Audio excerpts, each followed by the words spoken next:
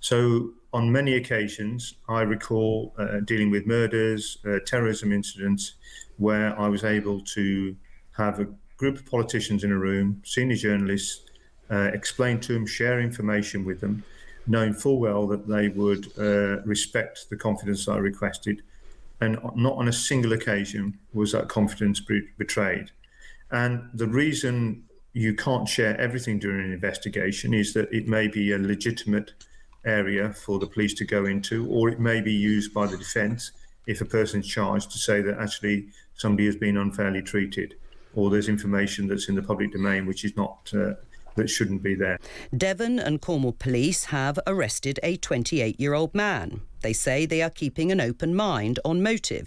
They say there is no threat to the wider public, and they have asked, almost pleaded, for restraint. There was a time when that request would barely have been necessary. The convention that you do not comment on a live police investigation held for decades. It held because everyone understood what was at stake: a fair trial, a grieving family, the simple discipline of waiting for facts. That convention is now routinely ignored, and every hour online the speculation grows louder and potentially less accurate. The murders of Jo Cox and David Amess are seared into the memory of everyone at Westminster. The fear MPs live with is real, and it deserves serious attention. But it deserves it on the evidence, not ahead of it. So here is my question this afternoon. When a politician dies in what looks like shocking circumstances, and within hours there's an attempt, as some see it, to politicise the situation, have we crossed the line between personal tragedy and political point scoring? And once crossed, can it be uncrossed? In a moment, I'll be speaking to a police officer about why speculation harms investigations like this and whether anything can stop it spilling out online. This is The Times at 1 on Times Radio with me, Jo Coburn. Well, counter-terrorism police, we're told, are leading the investigation into the death of Anne Widdecombe after new information and evidence has come to light. Let's discuss all this with Dal Babu, a former chief superintendent with the Metropolitan Police. Welcome to The Times at 1. Dal, what's your reaction to this latest? Yeah, thank you, Jo. I think your introduction was very telling. There is a convention around not sharing information while there's a live investigation, and it's done for perfectly legitimate reasons, because you don't want to jeopardise a fair trial and the potential conviction of an offender. So on many occasions, I recall dealing with murders, terrorism incidents, where I was able to have a group of politicians in a room, senior journalists, explain to them, share information with them, knowing full well that they would respect the confidence I requested. And not on a single occasion was that confidence betrayed.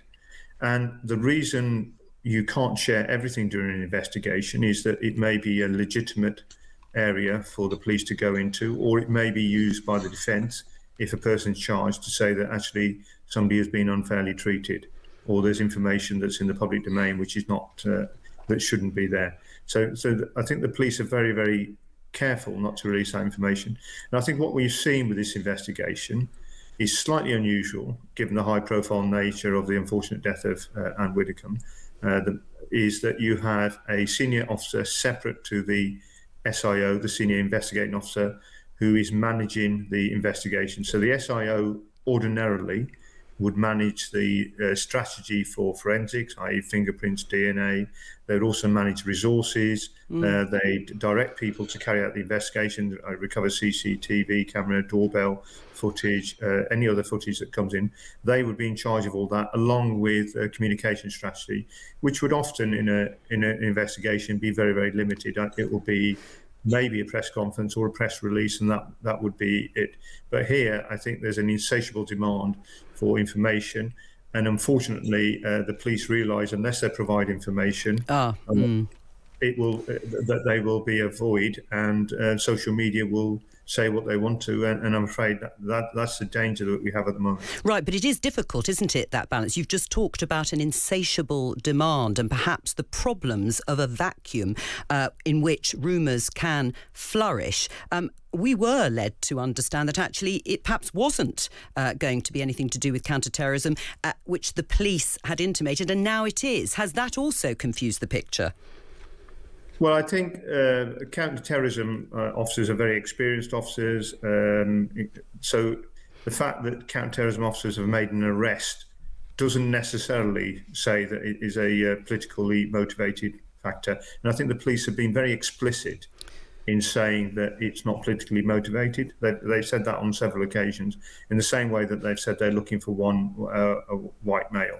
So they've been very, very explicit in certain areas. In other areas, when they've been asked questions and asked to speculate about motives, they've been less prepared to answer the questions. But they have been very, very explicit in saying that this is, at this stage of the investigation, there is no evidence to suggest it was politically motivated.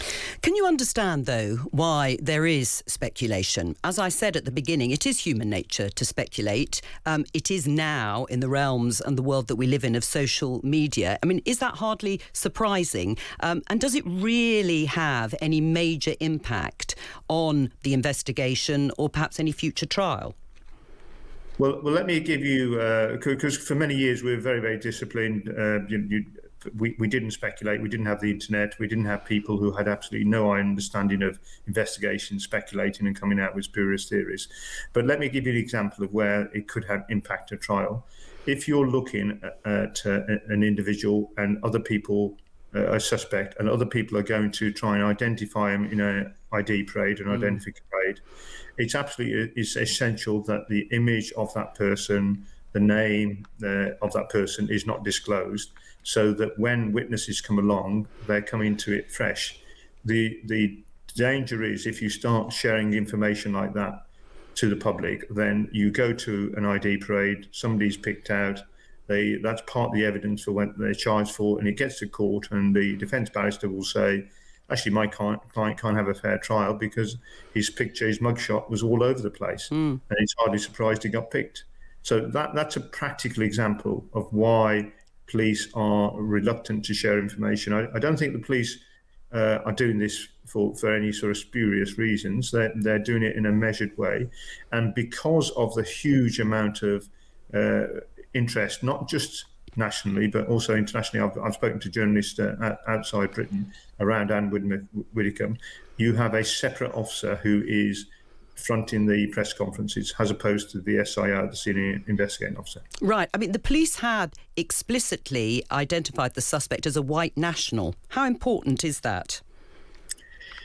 Well, I think after we had the horrific situation where during the Liverpool Premiership parade, where many people were injured when a car was driven through the route of the parade. There was speculation that it was an Asian man, and some people had put images on there. And so the police made a decision to disclose the ethnicity of the suspect. And I think that really set it. I did say at the time that this sets a precedent now. And I think the police will, on most occasions, there'd be very, very few occasions where they don't give the nationality. And I suppose the difficulty is if they don't give the nationality, bad actors who have got vested interest in causing misinformation will speculate as to who it is. So sometimes it's going to be easier for the police to give a description, including ethnicity of the person, although again, that it could impact in terms of a trial where you're trying to identify a suspect and the identity or the description of the individual becomes absolutely pertinent in a trial. Dal Babu, a former Chief Superintendent with the Metropolitan Police, thank you very much for talking to us. And that's following the latest in the investigation into the death of Anne Widdecombe. Now, the